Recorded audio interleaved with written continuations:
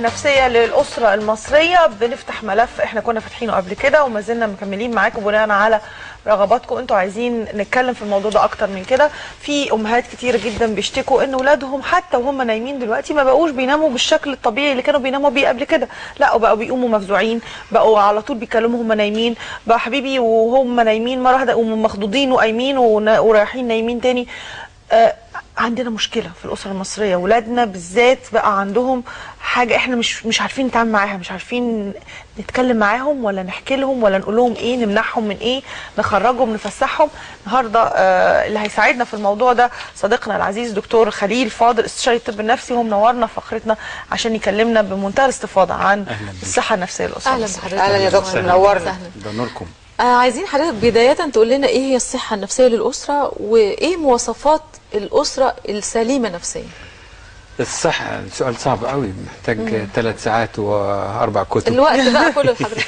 الصحة النفسية للأسرة ليست هي أن تكون الأسرة خالية من الأعراض فقط، ولكن أن تكون إيجابية متواصلة متناغمة محققة أكبر قدر من التفاهم بينها وبين بعضها، وعاملة توازن بين الجد واللعب. يعني الأسرة اللي هي فيها أولاد متفوقين وطالعين في بطولات ومنضبطين ومؤدبين جدا ما هيش أسرة مثالية نفسيا، ولكن هي فيها حرمان من حق الطفولة في اللعب. ايه ده؟ جديدة دي. طبعا. ده في ناس كتير فاكرين انه كده بقت لا أسرة. لا ده احنا احسن أسرة في مصر. يعني بشكر طرح السؤال في الأول، لأنه كل أسرة في مصر، كل أم في مصر، كل أب في مصر، بالذات الأم عايزة ابنها يبقى الأول بالزبط. وهو أكتر ولد مؤدب، وهو بطل السباحة وبطل الألعاب الرياضية، ياكل كويس، وياكل كويس، وفي الآخر يطلع بلا شخصية. وأنا عندي نماذج في العيادة للأسف صوته واطي، مش قادر يعبر عن نفسه، لما يبقى 30 سنة 28 سنة ويتجوز يبقى خافت، مش قادر يبقى عنده ثقة بنفسه. الجزء الثاني من سؤال حضرتك ملامح الأسرة. هو ملامح الأسرة بقى السليمة. هو ملامح الأسرة إن هي يعني يبقى في قدر من إن الأعضاء بتوع الأسرة دي يلعبوا دورهم كما هو يعني مناط بيه. يعني الأب أب والأم أم، الأم ما تجيش على دور الأب، والأب ما يرميش كل الحمل على الأم. يعني الأب السلبي والأب المسيطر والأب المهم، والأم أو حاضر وغائب. الحاضر الغائب. أنا غائب أساسا. أنا ليا كتاب كامل عن الصحة النفسية للأسرة اسمه كده. لكن اللي بيحصل إن في تفاوتات بين الأب والأم، وبيحصل إن في نوع من الإلهاء والإقصاء. يعني أنت في المقدمة قلتي حاجة عن التهميش. ده بيفضل للأب والأم اللي ما يقدروش، بالذات الأب، أنت مش هتعرف تعمل حاجة، كتخيبة كتكنيلة، بتفضل معاه لغاية ما يتخرج ويشتغل ويتجوز ويخلف، بترن في ودنه أو كلمة يا حمار أو كلمة يا غبي، بتفضل ترن ويسمعها. لما المدير يقول له يا فلان يحس ان هو بيقول له يا غبي. يعني بيجي لي ناس 30 سنة و32 سنة يتمدد على الشيزلونج ويقول لي لم أقل لهما أف ولم أنهرهما، ولكنهما لم يربيانني صغيرة. وانا بعذرهم، معلش يا دكتور، ان احنا بنعق اولادنا قبل ما هم يعقوا. الكلمه دي جامده جدا. لم يربياني صغيره، لم يربيانني صغيره. وانا يا دكتور بعذرهم لانهما افتقدا الى الثقافه الوالديه. يعني ايه الثقافه الوالديه؟ اصل مش كل من جاب عيل بقى والد. طب ما احنا عندنا مشكله، لان احنا كلنا ما عندناش الثقافه دي. كلنا جبنا عيال، بس كلنا مش عارفين نتصرف معاهم. كلنا بننجب ولكن ليس كل من ينجب. الاب اللي قاعد في السعوديه 30 سنة وبيجي يشوف ولاده كل سنة، ويبني بدل العمارة 2، العمارة دي الولد الأولاني، والعمارة دي الولد الثاني، والعمارة دي الولد الثالث. وبعدين أقول له بص ابنك عامل إزاي؟ يقول لي ما هو أصله أنا بقيت أجي كل شهر.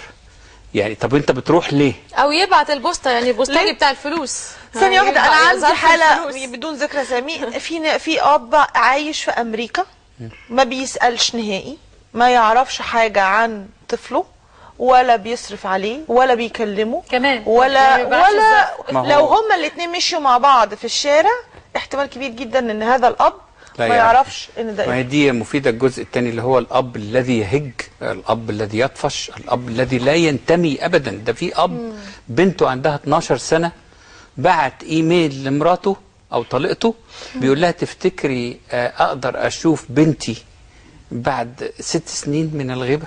أقدر أشوف بنتي؟ ياه. فقالت له لا شكرا.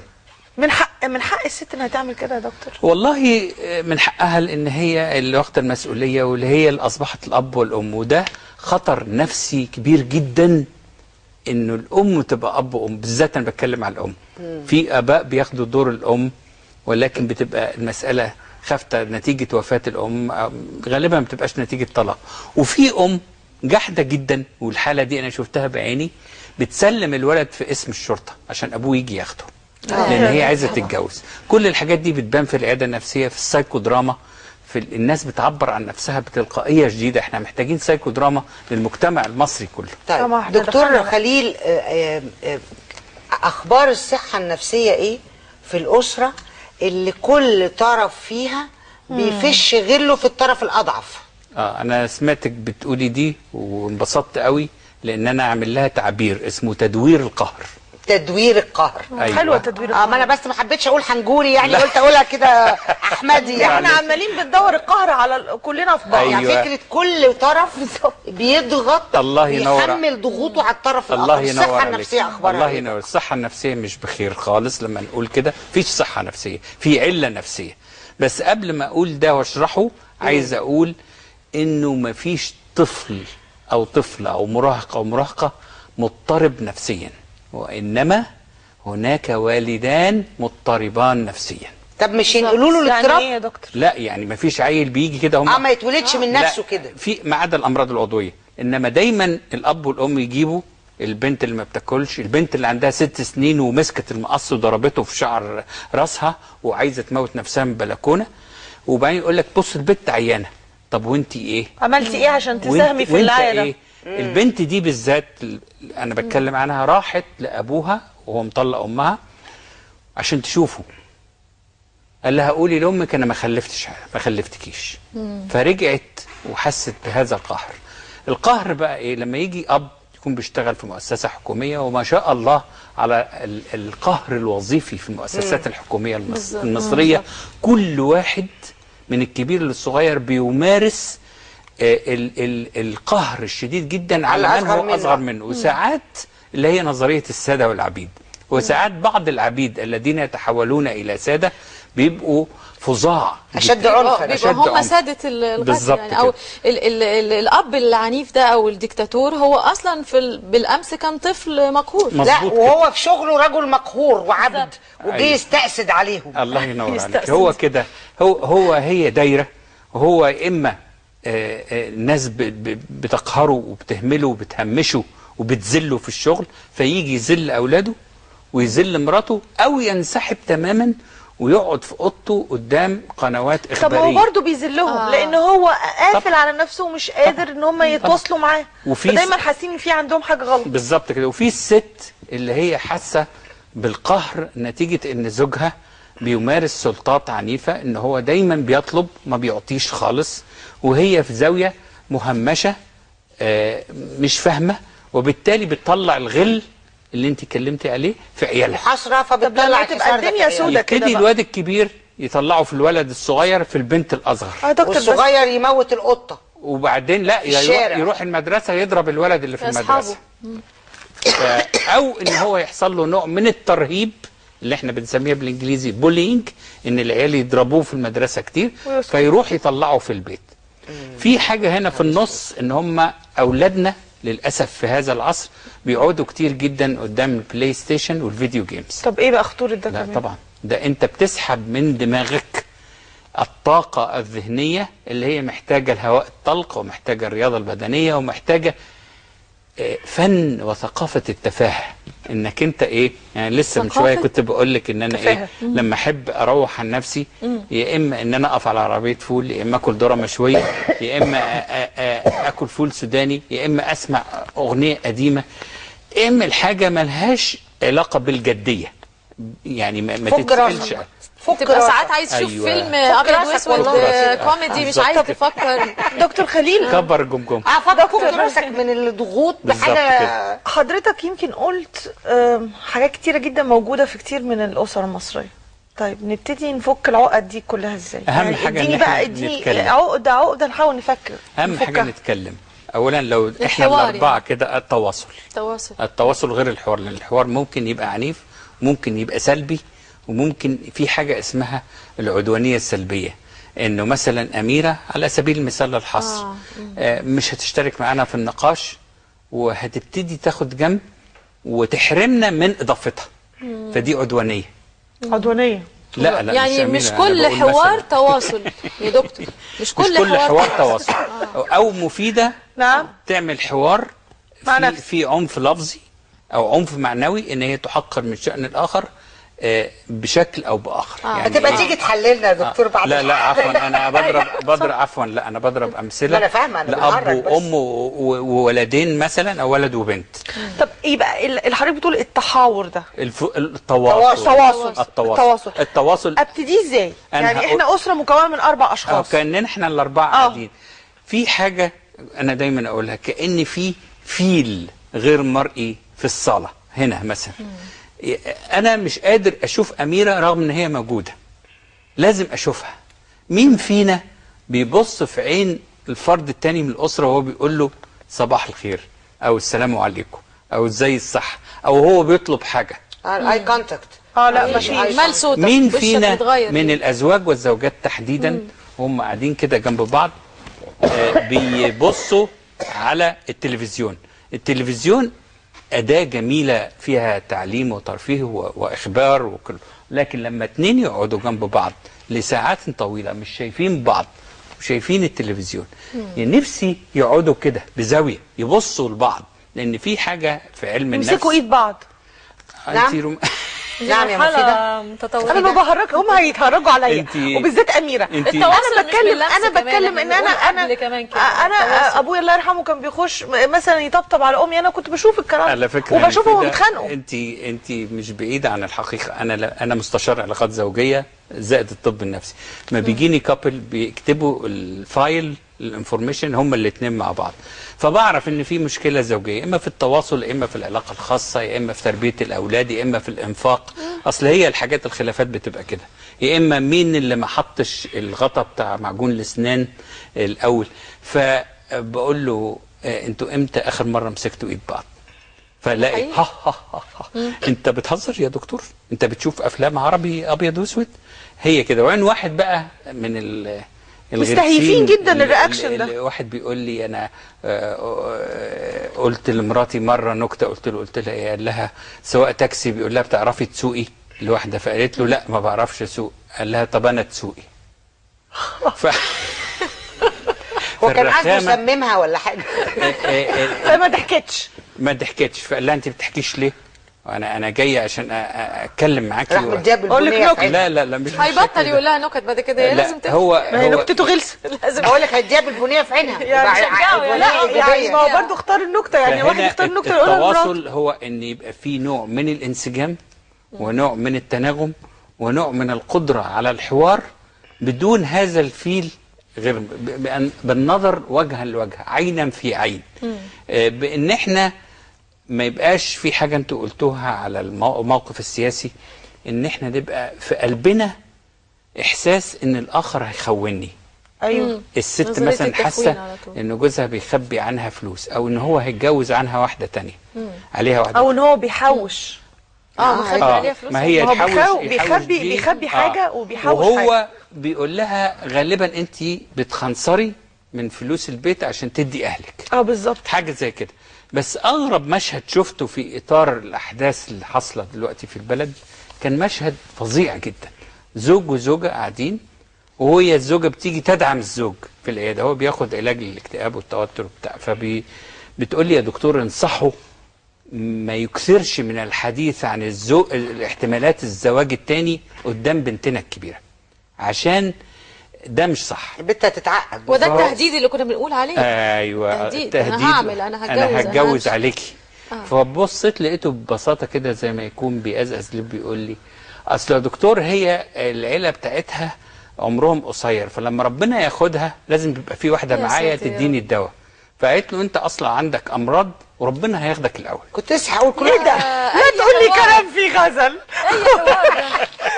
بيدلعوا بعض. انا ربنا ياخدك عايز ربنا اقول لك ياخدك ان كل ده تم في هدوء تام. دي اخطر جداً. حاجه انه في هدوء. الله ينور. اخطر حاجه انه في الله هدوء، ينور. مش خناقه يعني. لا يعني هذا هو السم في العسل، هذا هو الحوار الدافئ ياه. الذي يحمل خطوره شديده طبعاً. جدا جدا. إيه طبعا نبص تقرأ بقى إيه للامور من نلاقي الحوار ان ده يا الراجل اتحال معاش قريب، بقى قاعد في البيت كتير، عنده اكتئاب. هي مش عايزاه يقعد في البيت كتير، مش متعوده على قعدته بقى خنقه. خناقها طبعا. طبعا. وهو مش طايق وشها. عادي عنده برضه. اصحابه والبنات اللي رايحين جايين في الشغل في البلكونه قعدته كتير.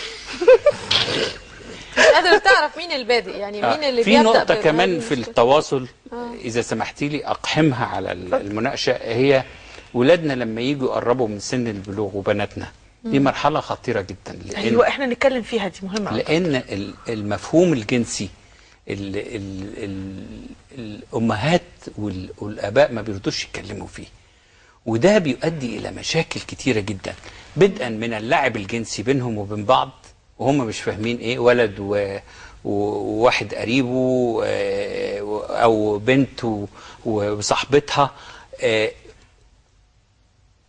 يزيد الطينة بلة الإنترنت والبلوتوث والثقافة الافتراضية اللي بتحمل حاجات كتيرة جدا ممكن تبقى خطر جدا على أولادنا.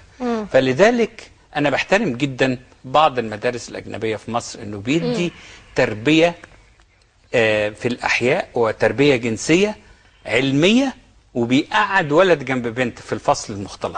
طب بس احنا نعمل ايه يعني؟ احنا كأمهات نتكلم ازاي مع بناتنا او اولادنا؟ إحنا لازم يعني انا لقيت ستات كتير جدا ما يعرفوش حاجه عن اول الدوره الشهريه، نتيجه ان الام قالت لهمش فيها ايه دي يا مفيده لما الام تقول لها ان هيجي لك كذا، لا طبعا بدل ما فيهاش تتخض حاجة. البنت. ازاي؟ طبعا لازم وفي انا كمان بنات صح لازم تفهم دلالته ده ايه ومعناه ايه، العرض او الظاهره دي معناها ايه وانعكاساتها عليها ولو ايه. ما اديتهاش المعلومه هي هتاخدها هتجيبها من من صديقه بره. او من بره من بره، او مغلوطة. بيقولوا لها ده عفريت او بشكل مشوه، او انه ده جرح، او انه لا لازم ابقى ام مصحصحه، ابقى انا فاهمه انا بعمل بالظبط ايه. دي ام، دي بنت. وخصوصا اذا البنت كانت من البنات في حالات بيبلغوا بدري في سن 10 سنين، بالظبط كده. فبيحصل فزع. والحالات اللي بتبلغ في 10 سنين بيبقى عندها طاقه جنسيه كبيره، فمن 10 ل 16 لازم احنا في أنا مرحله حذر. خطر مع الانترنت، مع الفيسبوك، مع اليوتيوب. اسمح لنا ناخد فاصل ونرجع نكمل تاني هذا الحوار الممتع يا دكتور. احنا ربنا بنشكرك يا يخليك دكتور يا خليل، وبنعتذر مره تانية لكل اصدقائنا اللي كانوا على التليفون. هنوعدكم ان شاء الله هنرجع من الفاصل بتليفونات كل اصدقائنا. نرجع ونطلع الفاصل.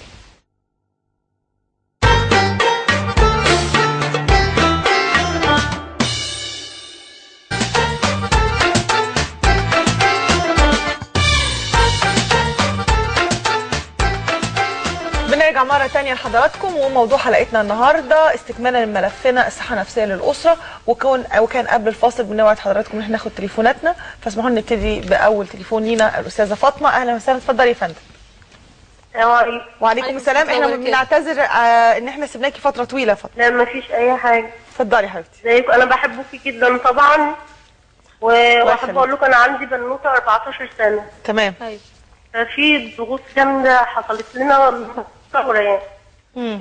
عمتها يعني كان بتجيب دجالين وكده، فكان بتسقيني الحاجات دي من غير ما كنت أعرف. ايه؟ نفتالين. دجال يعني شيء دجال. تمام. المهم كان بتسقيني من غير ما كنت أعرف أي حاجة، وأنا كنت بتعب. هي طبعا هي اللي كانت ماسكة البيت، يعني كانت تطبخ بدالي وكده عشان أنا تعبان. المهم لما يعني اخوات عمتها راحوا لبابا وقالوا له ما عمتش تودي فاطمه عند فلانه وفلانه عشان بيعملوا كذا كذا. فقام اتصل كلمها وراح اتصل، يعني قالت له طب تعالى اسمع الشيخ ده، هي اللي عاملينها ومش عارفه ايه. يعني قالوا العكس، ان انا اللي بعمل وهم بيجيبوا الشيخ ده عشان ايه، ان انا يعني يبعدوا شري يعني. هي ما قالتلناش هي تعبانه. طب ايه المشكله بقى بالظبط يا فاطمه؟ المشكله ان باباها راح للشرطه ودى يعني عرف ان الدجال عندهم، الشيخ ده كان عندهم، فقام اتصل بالشرطه وقام رايح هناك. فالمهم الشرطه قالوا له طيب انت عارف اسمه؟ قال لهم لا طبعا ما اعرفش. قالوا له طب امسكه واحنا هنيجي ناخده. ايوه يعني ايه المشكله؟ لما راح بقى خدهم، راح يمسك الدجال ده من هناك، اتخانقوا بقى، حصلت خناقه، فقاموا جايبين بلطجيه فكسروا. ايه اللي وداها للدجال؟